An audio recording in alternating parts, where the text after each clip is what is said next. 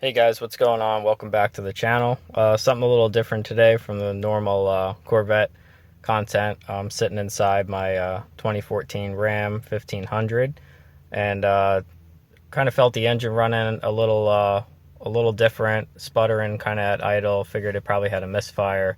Drove it a little further, check engine light popped up, and we got a cylinder 7 misfire detected.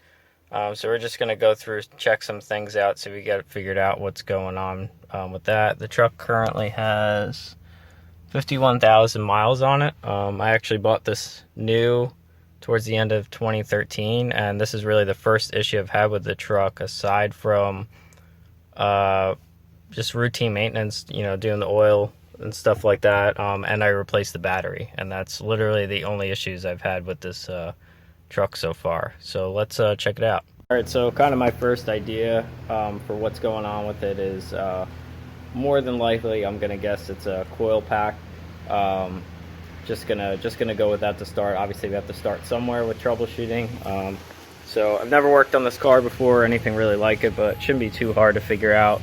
Looks like obviously we need to remove this shroud over the top of the engine, and in order to snake that out of there, probably the intake tube. So we're going to start with removing the MAF sensor plug that's right here, which should just slip off pretty easy, and then disconnect the intake tube. This is an aftermarket intake in SMB, but shouldn't be too much different than the factory stuff.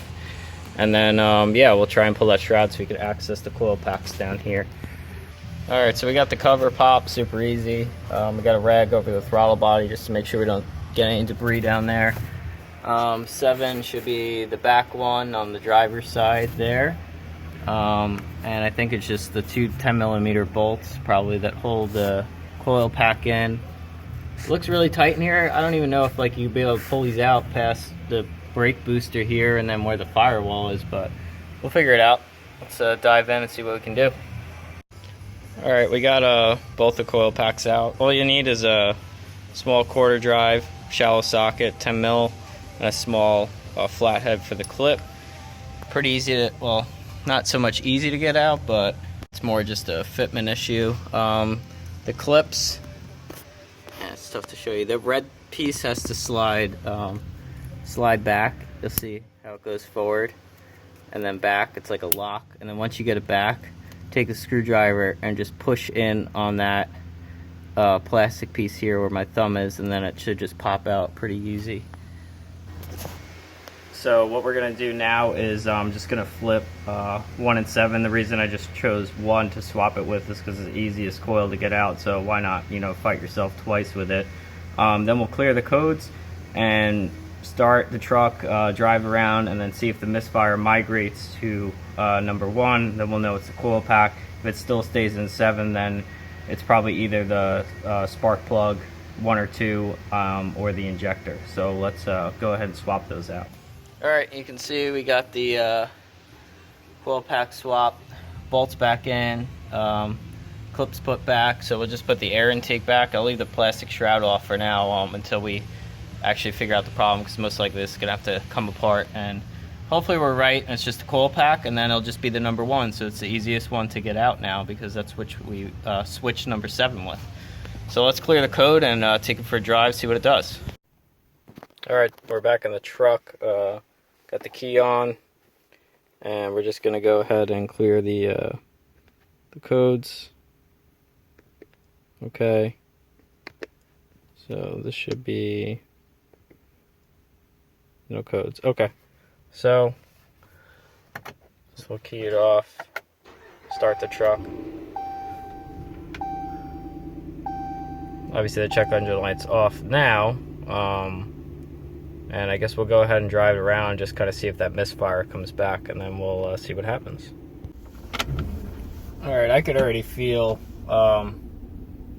basically once I put it in gear and started backing out of the garage, that it was missing. The check engine light's not on yet, but I think it kind of has to go through a little bit of a cycle before it throws the code. So we might be able to catch it in pending. And hopefully it had moved to cylinder number 1, and then we know it's the coil pack.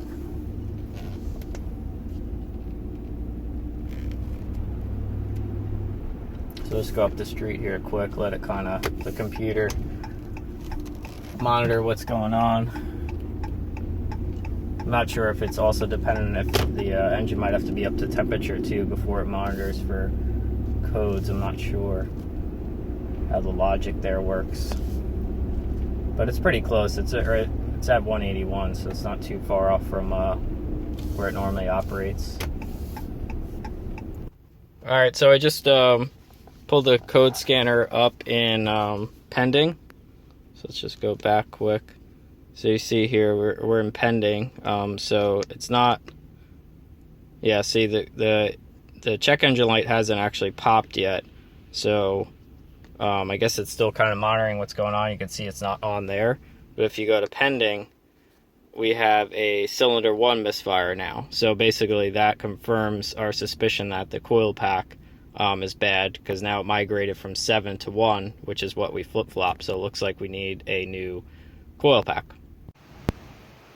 And we're back here in the shop. We got the new part, the actual Mopar one.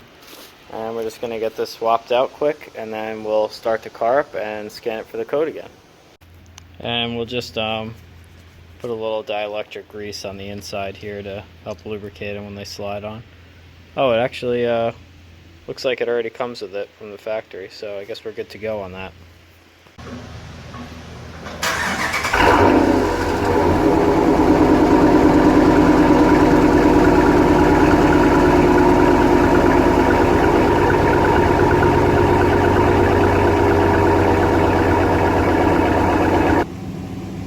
Okay, we got the code cleared. This is empty now, so I guess I just got to take it for a little test drive, make sure it doesn't come back. Might be just load it up in gear here, because I could hear the misfire last time just even putting it in gear. Alright, it looks good now. We'll just take it for a little drive, make sure everything's okay. Alright, the truck's up to temperature, so we're just going to go ahead and give it a little drive around the block. Make sure everything seems good to go.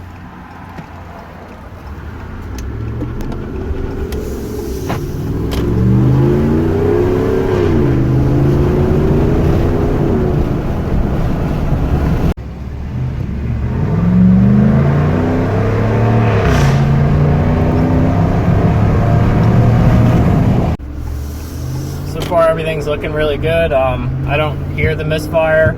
I can't feel it. Truck seems to be running smooth, engine smooth. None of the noticeable engine vibration and noise and sputtering is here anymore. So I think we got it figured out. I think it's fixed. I'm just gonna do a pending.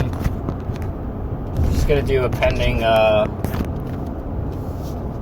a pending code scan just to see if anything is popping up with it, but I think we're good to go.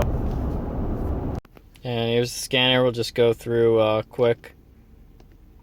See if we got, so no codes in the module, and then pending codes, no codes. Okay, so that's it. So thanks for watching. There's a quick little video how you can troubleshoot if you got a misfire on your 5.7 Hemi. Little quick steps to go through, and without swapping parts before you know that they're bad. It's a good little tip. So hope this video helped you out. Thanks for watching, and check out some of the other content on the channel.